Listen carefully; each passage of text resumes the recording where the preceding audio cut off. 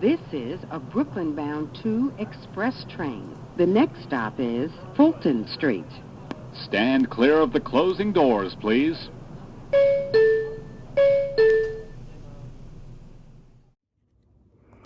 Welcome back, everyone, to my episode, Admiral Q's Ready Room.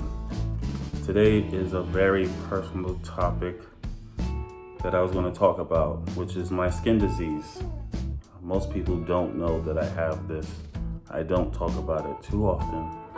But today I am going to speak about it because there are many people out there who may also be dealing with the same things that I'm dealing with. If you haven't already done so, below here is a subscribe button. I'm going to have a lot more videos, so just subscribe. You'll see my newest episodes as they do come along. So today, this episode is about HS, Hidradenitis Suppurativa, better known as HS, or as I call it, acne inverse. Ooh, that sounds very painful, but it is. So I'm going to discuss 4 things. What is HS? What is HS symptoms? What causes HS? And what are some of the complications?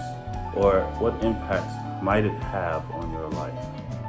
And then in the middle of the discussion, I'm going to discuss about my personal life with HS, people that have helped me through HS, and within the show, I will also include doctors that helped me, as well as barbers. That one is very interesting. So again, all of this will be discussed. So again, welcome back to my episode of my Ready Room. And let me get my thoughts together. I already have it together. Okay, so since high school, which was around 14 years old, most people suffer through acne, but my acne was different. It came in my scalp, and then it grew. So, like right here, I have like a really big bald spot that hair can't grow around. I bounced around between different dermatologists from Montefiore, New York Presbyterian, NYU, HHC, which is New York City's Health and Hospital Corporation. And nobody knew what was going on with me. And I mentioned Montefiore because it originally started with Montefiore.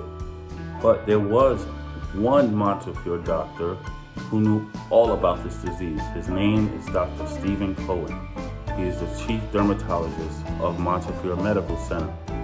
He knew what it was and how to treat it. By the way, I'm going to insert his information during this episode. So what it is HS, Hidradenitis Suppurativa.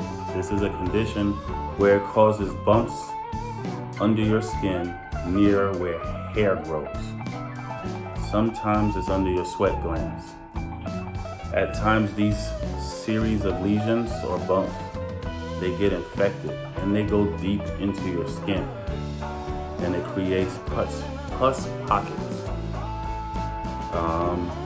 When it opens up and the pus comes out, it will be yellow, and the pus has a very, very foul odor to it. It smells like, to me, it smells like rotten baby powder, like expired milk mixed with baby powder. And sometimes it's hard to control when the pus comes out, but it also leaves many, many scars. This photo shows me. And as you can already tell, I have a lot of scarring on my face, if you can tell, and you can see it in my scalp. But for me, it happened on my face, it happened on my scalp, on my legs, in my groin area, on my butt. Just imagine wherever hair grows at, if it's on And for me, I'm a hairy person. It's actually gotten as far as my feet, which is, I know it sounds strange, but that's where it goes. Another personal note is that, while teens, after high school, you go to college or you start your career, I wasn't doing any of that. The disease started to develop when I was in high school. So after high school, I graduated, I was fine. I started volunteering at Montefiore in the engineering department, but then the disease started getting worse. I mean, acne all over my face, but it hurt. And it was like walking around with really big red bumps on your face that you couldn't pop, because with acne, you can bring it to a head and it'll pop. But it was hard. And it got from my face down to my legs, down to my feet. And it was so bad that I had to use crutches just to walk. My dad, in New York City or anywhere you go, I'm 6'5". You know how hard it is to find crutches for my height and then to walk around with it. So I was disabled for one point of my life, like disabled, where I could not walk. I could barely move. And obviously you see that I'm really thick now, but when I was sick, I could describe myself as looking like a crackhead. That's how skinny I was because of all the medicines that I was taking. So what are some causes or signs and symptoms to HS? Well, I got this from Mayo Clinic. They're very reputable, as well as WebMD.com. And I also got it from Dr. Cohen's webpage about HS. But experts think that if you're overweight, smoking, your age, which could be 18 to 29, and sometimes family history plays into this. It may be connected to hormones, inherited genes, or immune system problem. But this condition is generally common among women more than men. I was shocked when I heard that. I'm like, really? Because it feels like this thing is eating me up alive. HS, again, affects your body. The first warning sign really starts off as like a single bump, and it gets inflamed into like this huge like balloon, and it grows in width and also in diameter, and then it starts to create little tunnels amongst the skin. It could last for hours, days, months. Yes, you heard it. It lasts for months. Days, whew, Lord have mercy. It really is painful. Like I told you from the beginning, it occurred in my scalp, my face, my chest, my back, my armpits, my butt, my groin area, my legs, and my left foot. And these things are very painful. My left foot had it like it was a balloon. And to walk around, I couldn't even put on a shoe, is how painful it was. I couldn't even put a sock on.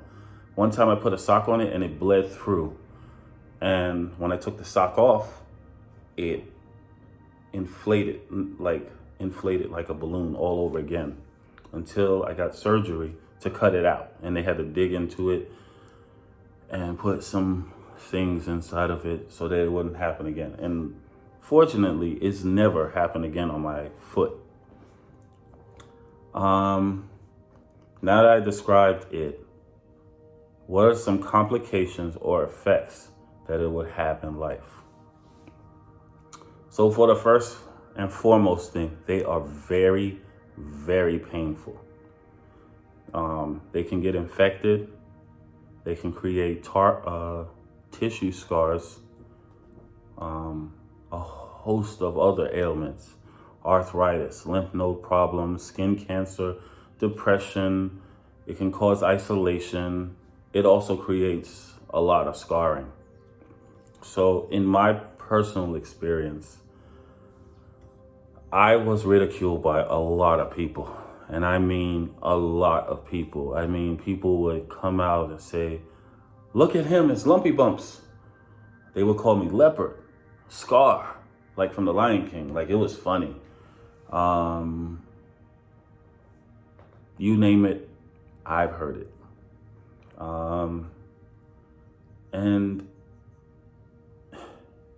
it was hard to make friends because then it gives off a smell, or then you have your scars.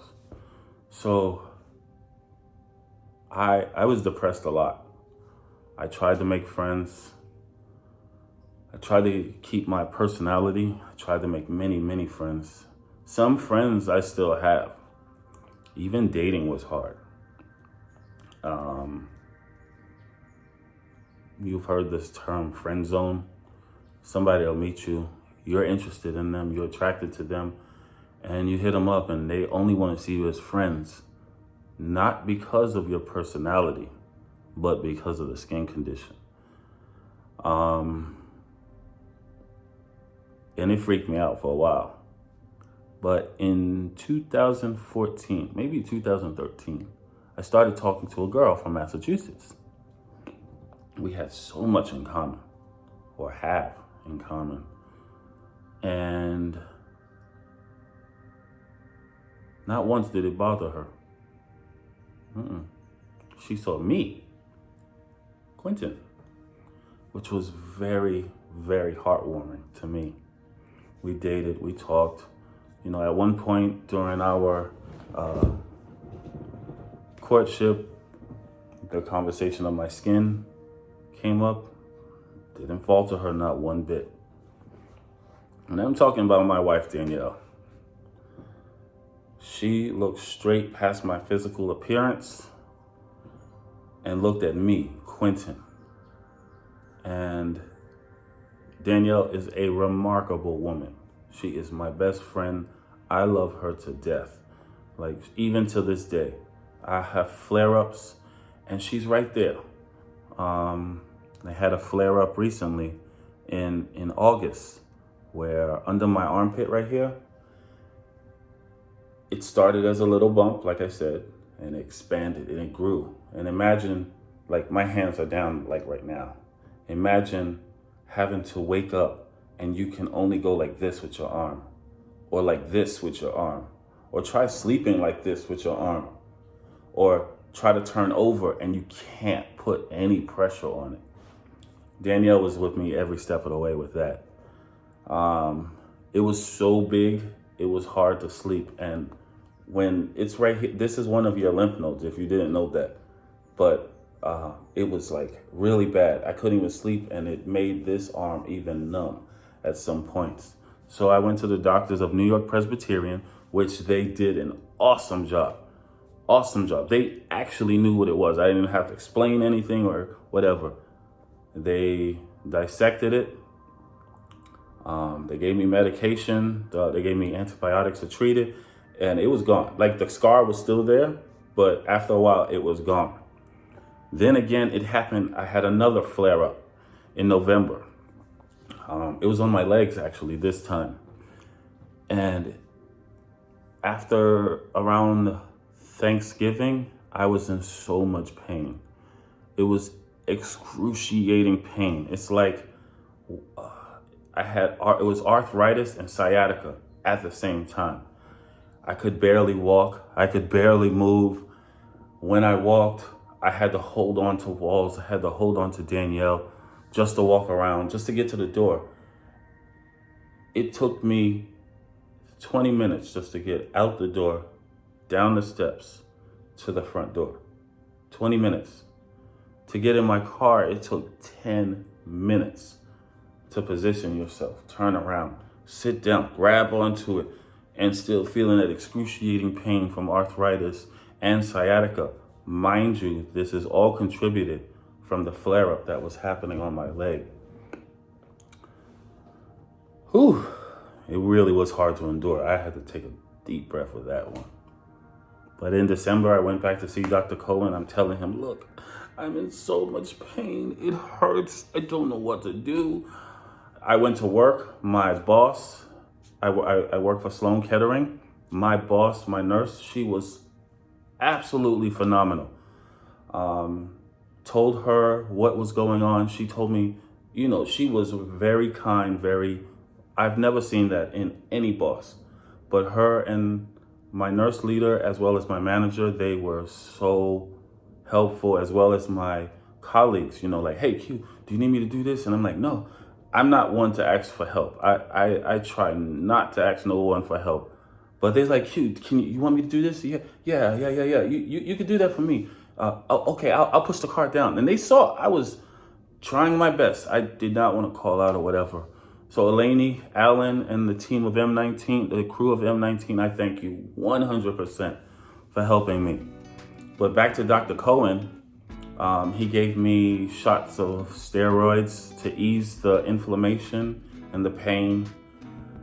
He put me on 4 medicines. Celebrex for arthritis, which actually helped. Then I have Levaquin, Metro something, and Rifampin. Those are 3 antibiotics. By the way, if you're taking Rifampin and you pee or urinate and you notice that your urine is like orange or blood, it's not anything, it's the drug. It's one of its side effects, don't freak out.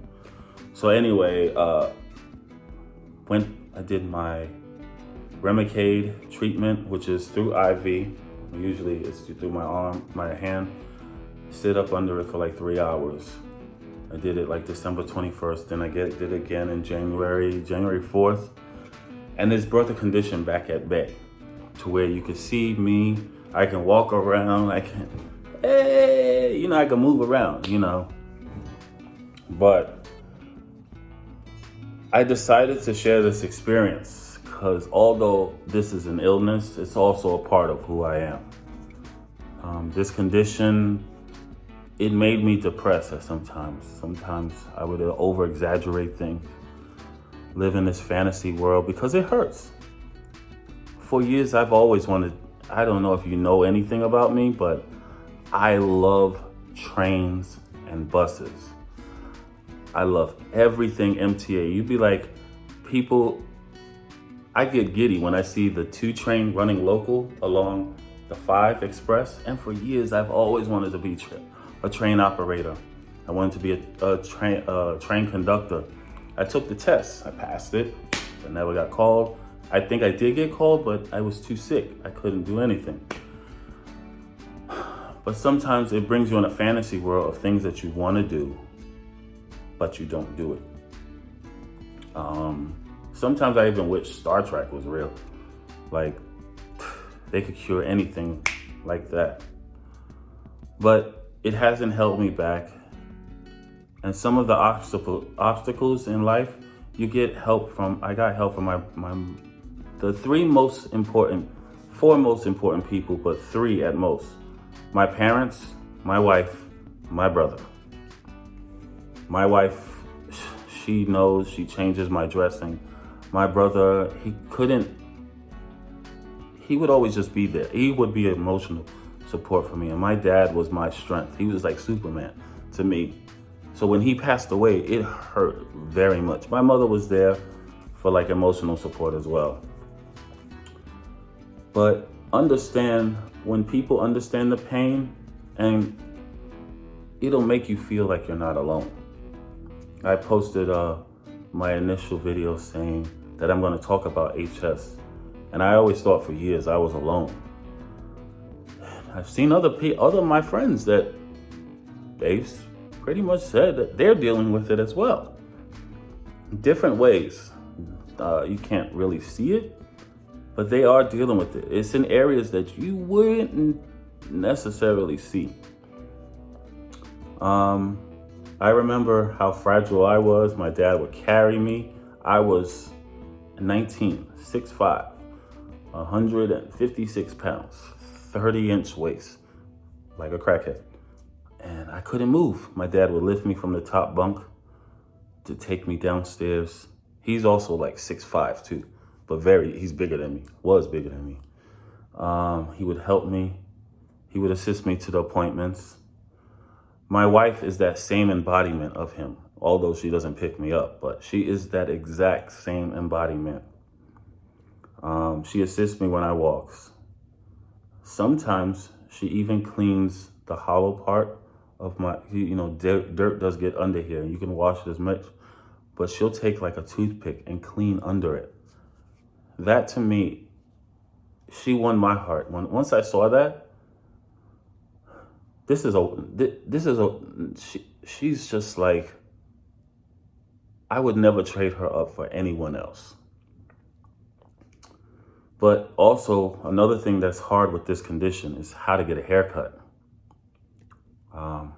I could never find a haircut, but I found a barber recently. His name is Alvaro. He's at the barbershop it's between 230th and 231st Street in the Bronx. And he does a wonderful job. Included some pictures, and below I'm going to add a description of where you can find him at. He's at 411 White Plains Road, Bronx, New York, 10466. That's across the street from FDNY EMS Terminal. He does a wonderful job. He even cleans the noxema, everything, and he actually takes his time. Put alcohol, alcohol stings, but he'll take a blow dryer and wipe it down and stuff, and he is remarkable. So finally, what are some treatments or lifestyle changes for HS? Well, it varies. It'll be like NSAIDs, like naproxen, ibuprofen. That's if it's minor.